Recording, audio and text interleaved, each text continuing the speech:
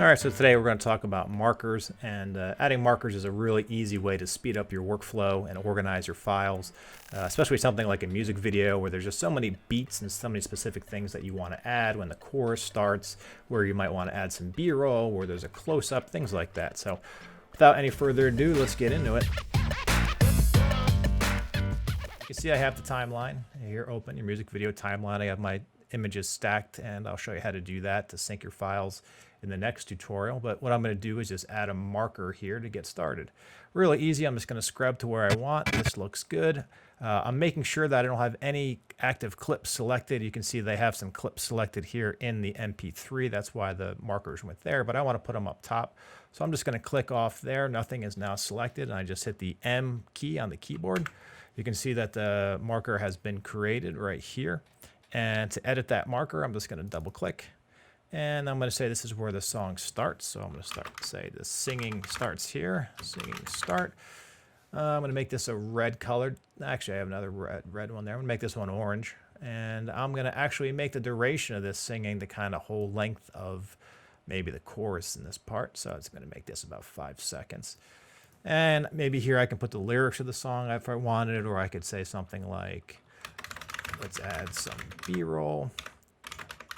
And I just said okay, and you'll see that marker gets added right there. There's my orange marker. Goes on for about the 5 seconds that I denoted. Super simple. Again, I'll add another one. I'm going to move back a little bit. Kind of right here where the music changes. Make sure nothing is selected. Hit M on the keyboard. And I'm going to double click on the marker. Make that one blue. Actually, make this one aqua. And I'm just going to say begin music here. I'm not going to make this one any duration. I'm just going to go ahead and hit OK, and you can see that that marker has been created. All right, so again, what that does is it really helps you organize your files, especially if you're working with another editor or as you're kind of going through take after take after take, just a simple way to kind of get your files organized. All right, so if you want to jump from marker to marker, which is a really nice keyboard shortcut, just going to hold down the Shift key and hit Shift M, and you can see I'm jumping from marker to marker. Now you can see, again, they put some markers in the song for us to really help us out, and Premiere doesn't care where the marker is. As I hit Shift, it's kind of just going to those different markers. And if I want to go backwards, I can just hit Control Shift M, and that'll take me backwards.